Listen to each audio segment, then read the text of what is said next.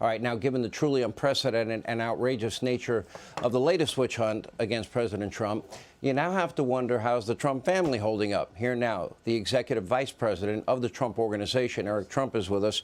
Eric, I had mentioned earlier, this has started from the moment your dad came down the escalator, and it's going to be a long 2 years based on what we are reading is coming down the road. I could only imagine your family's reaction to all of this today. Well, Sean, we've been living with this for the last 6 years, as you said, and I have to say I've spent every minute of the last 36 hours with my father, and I have never seen a stronger, more determined person in my life. My father's got more backbone than anybody I've ever met. He's an absolute rock. And it really dawned on me when we flew into LaGuardia Airport on his plane. We hopped in the motorcade. Every single intersection was closed. The FDR was closed. There was an army around Trump Tower. There's an army around the courthouse. There was barricades all over New York. Literally, Alvin Bragg caused 38,000 NYPD officers to be distracted from their jobs. Over $200 million are estimating that trip was. For what? For a $130,000 payment? It's insane. How many people in New York died because the entire NYPD wasn't doing their job because they were dealing with Alvin Bragg's political charade? And people have to put this in perspective, Sean. They're doing this to persecute a guy that's winning the Republican nomination by 35 points, is not even close. They want to take him out of the race. They started this 6 years ago when they subpoenaed every single document, 11 million documents from the Trump Organization. They couldn't find a damn thing.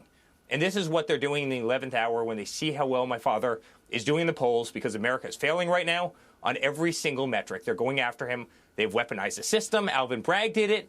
Letitia James did it. They're doing it in Georgia. They're doing it all over the place. They want a tsunami of legal challenges to weigh over the president, and they think he'll give up. The one thing I'll tell you, Sean, my father will never, ever give up. You saw it tonight. He's going to fight, and I promise you, mark my words, I'm saying it here on your show for the first time, I promise you he is going to win in 2024. Americans see through this charade. But, Eric, it's clear that they want to keep your father bogged down until 2024. They want him wrapped up in legal challenges left, right, and sideways till 2024.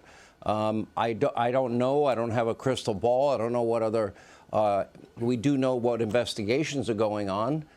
We do know that the E. Jean Carroll case apparently is moving forward. I don't know what happens in Fulton County, Georgia, but I lived in Georgia, and if there's any county that would be likely to go after your dad in Georgia, it's going to be Fulton County.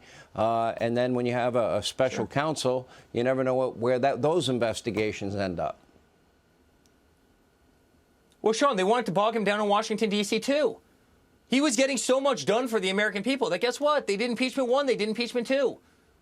They wanted to distract from his time. You know, he was rebuilding the military. He was reducing taxes. He was cutting regulation.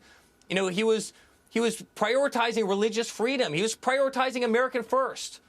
You know, peace in the Middle East, all the other things. And guess what they were doing at the same time? Let's impeach a guy for doing absolutely nothing wrong. Let's impeach him again. Let's go after his Supreme Court justices and, you know, make up stories that they were drinking beer and doing all sorts of things when that clearly wasn't happening. That's all they've ever tried to do. They've always tried to bog him down. And that's exactly their plan right there. They tried to bankrupt him. Clearly that wasn't going to happen. They tried to bog him down. That wasn't going to happen. So they go after his family. They go after his lawyers. They go after his friends. They go after anybody in his inner circle. Sean, this is their plan. They're not even discreet about it. This is what the other party does. They weaponize the system. They weaponize every institution that they can put their claws into. That's what they do. They will win using any methodology that they can. It's not about fair elections anymore. It's not about winning at the ballot box. It's using any method to gain an unfair advantage over your opponent. That's what the Democrats will do. They've put my father and our family through hell. And I'm telling you, the American people look through it. They see it. They understand what the Washington swamp is, loud and clear. That's been defined for Americans. And when we got off that plane, and you saw tens and tens of thousands of people lining the streets all the way from Palm Beach International Airport to Mar-a-Lago, waving American flags and Trump 2024 flags, Sean, the love is incredible. No one's ever seen that kind of love. And this is coming off of the day that the 45th president of the United States was indicted, and the streets are lined with people literally singing, "God bless America."